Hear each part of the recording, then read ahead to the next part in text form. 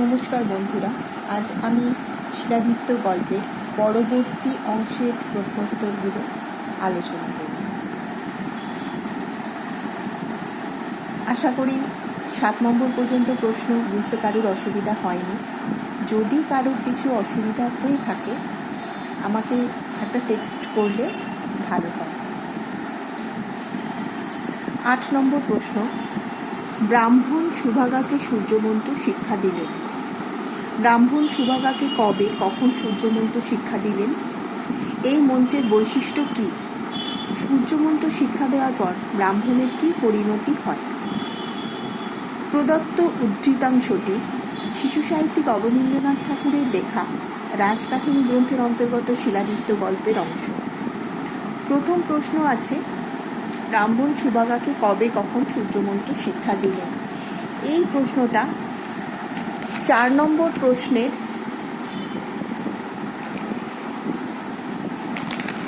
যে কয়ের উত্তরটা আছে, কখন কিভাবে তার মৃত্যু হয়েছিল, এই একই উত্তর হবে। তাও আমি একবার পড়ে দিচ্ছি। বৃদ্ধ ব্রাহ্মণ পুরোহিতের জীর্ণ শরীর ধীরে ধীরে ভেঙে পড়ছিল। তিনি মন্দিরের 30 ওজনের প্রদীপ দিয়ে সূর্যদেবের আরতি করতেন অতি কষ্টে।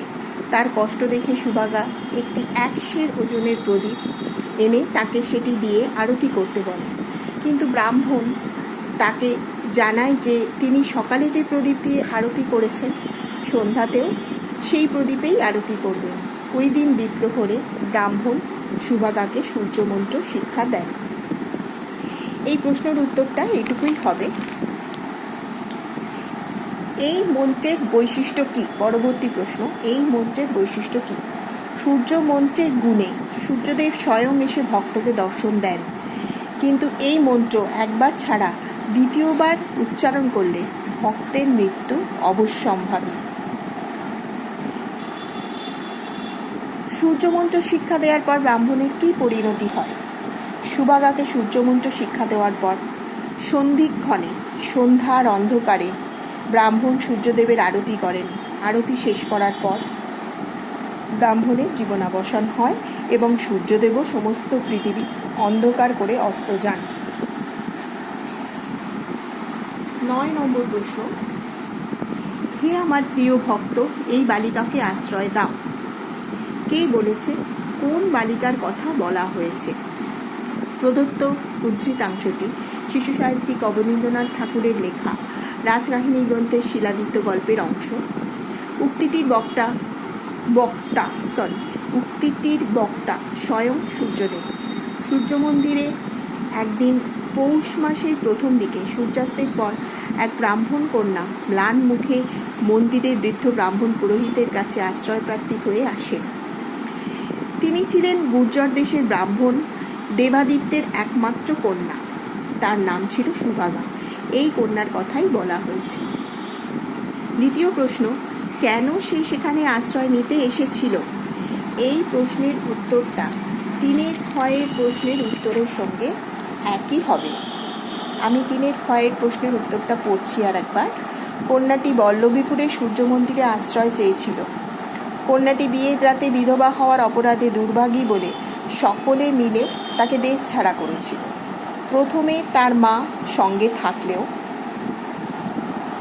বর্তমানে মা না থাকার ফলে বা পরবর্তীকালে মা না থাকার ফলেও দেখা যেতে পারে সে সম্পূর্ণরূপে অনাথ হয়ে একাকী আশ্রয়হীন হয়ে পড়েছিল। তাই সে বৃদ্ধ পুরোহিতের কাছে সূর্য মন্দিরে আশ্রয় চেয়েছিল। অবশেষে সে কিভাবে সেখানে আশ্রয় পেয়েছিল? এটাও 3 গয়ের উত্তরের সঙ্গে একই হবে। বৃদ্ধ ব্রাহ্মণ প্রথমে কন্যাটিকে মন্দিরে আশ্রয় দিতে ইতস্তত করলেও তার অন্তর থেকে কেউ যেন তাকে কন্যাটিকে আশ্রয় দেওয়ার কথা বলে। কিন্তু দীর্ঘ 80 বছর ধরে একনিষ্ঠভাবে সূর্যদেবের সেবা করার পর সম্পূর্ণ অজ্ঞাত এক বালিকার হাতে শেষ বয়সে মন্দিরের দায়িত্ব তুলে দিতে ব্রাহ্মণের মন চায় না। তখন হঠাৎ সন্ধ্যার অন্ধকার ভেদ করে পৃথিবীর পশ্চিম প্রান্ত থেকে এক বিন্দু সূর্যের আলো এসে বালিকার মুখে পড়ে। এই ঘটনা প্রত্যক্ষ করে ব্রাহ্মণের মনে হয় যেন স্বয়ং ভগবান সূর্যদেব তাকে ওই বালিকাকে নিজের সেবাদাসী হিসাবে মন্দিরে আশ্রয় দেওয়ার জন্য ইঙ্গিত করছেন। ব্রাহ্মণ করজোড়ে সূর্যদেবকে প্রণাম জানিয়ে সুভাগাকে মন্দিরে আশ্রয় দেন।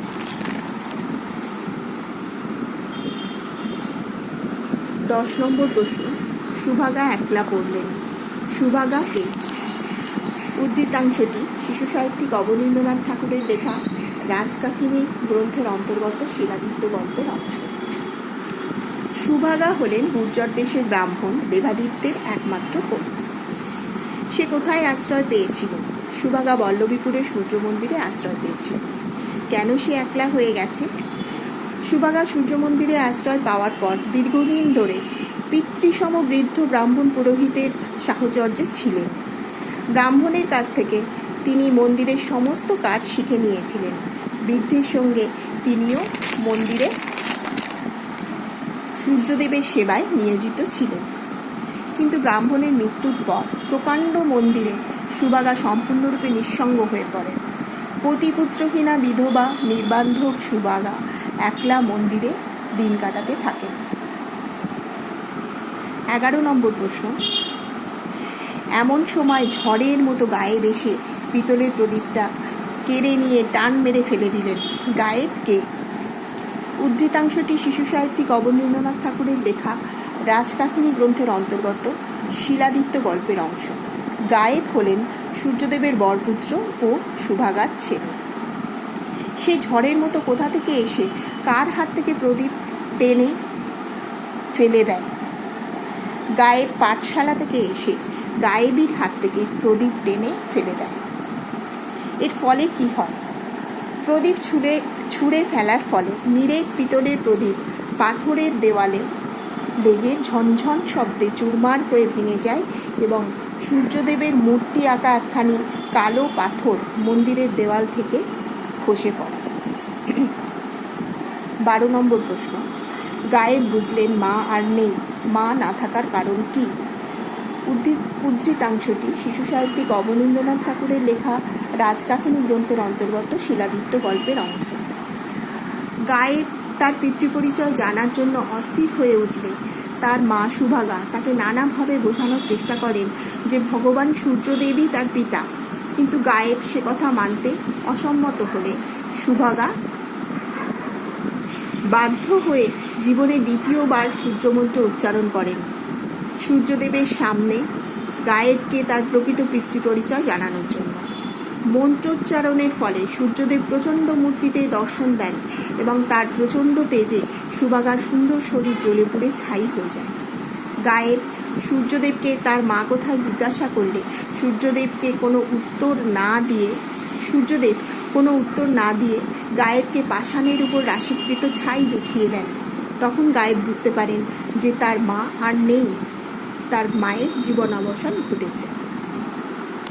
ক্ষয়ের প্রশ্নটা ছিল, ঘটনাটি বুঝতে পেরে গায়েব কী করেছিল? মায়ের মৃত্যু সহ্য করতে না পেরে গায়েব রাগে দুঃখে মন্দিরের দেওয়াল থেকে খসে পড়া সূর্যমূর্তি আঁকা কালো পাথরটি কুড়িয়ে নিয়ে সূর্যদেবকে ছুঁড়ে মারেন। পাথরটি সূর্যদেবের মুকুটে লেগে জ্বলন্ত কয়লার মতো একদিকে ছিটকে পড়ে এবং সঙ্গে সঙ্গে গায়েব অজ্ঞান হয়ে পড়ে যান। গায়েবের নাম কিভাবে শিলাদিত্য হলো? অনেকক্ষণ পর গায়েবের জ্ঞান ফিরলে গায়েবই তাকে সেই কালো পাথরটি দিয়ে জানায় যে পাথরটি সূর্যদেব গায়েবকে দিয়ে গেছেন। পাথরটির নাম আদিত্য শিলা। ওই পাথর গায়েব যার উপর ফেলবে তার মৃত্যু নিশ্চিত। গায়েবই তাকে আরও জানায় সূর্যদেব বলে গেছেন যে গায়েব তারই পুত্র এবং সেদিন থেকে তার নাম হয় শিলাদিত্য। এই নাম হওয়ার পর গায়েবের কি হলো? গায়েব সূর্যদেবের দেওয়া সপ্তাশ্বরথে পৃথিবী ঘুরে দেশ বিদেশ থেকে সৈন্য সংগ্রহ করে রাজ্যের পর রাজ্য জয় করে শেষে বল্লভীপুরের রাজাকে আদিত্য শিলা দিয়ে সম্মুখ যুদ্ধে পরাজিত করে শিলাদিত্য নাম নিয়ে রাজসিংহাসনে বসেন। তার পাঠশালার সঙ্গীদের কাউকে মন্ত্রী, কাউকে সেনাপতি পদে নিযুক্ত করে রাজ্যের সমস্ত নিষ্কর্মা বৃদ্ধ কর্মচারীদের তাড়িয়ে দেন। এরপর তিনি চন্দ্রাবতী নগরের রাজকন্যা পুষ্পবতীকে বিবাহ করেন। তার বংশ সূর্যবংশ নাম নিয়ে পৃথিবী শাসন করতে থাকে।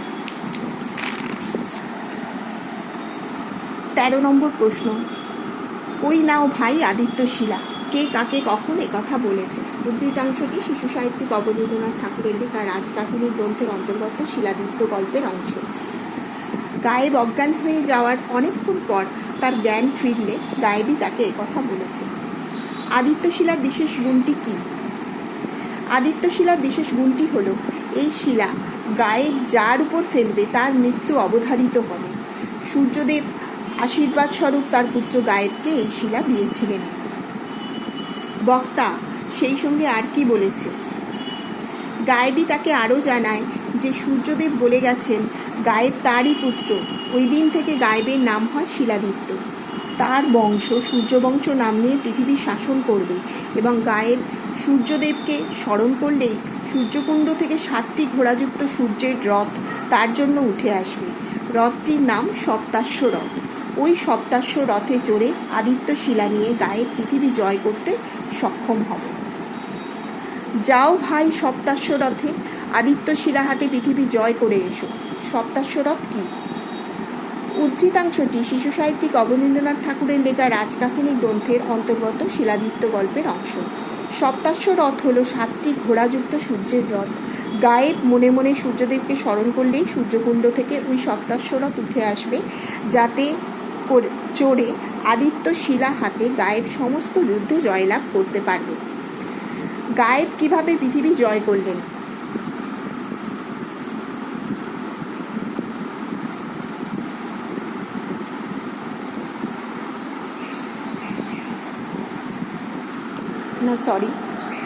ক্ষয়ে আছে আদিত্য শিলা কি?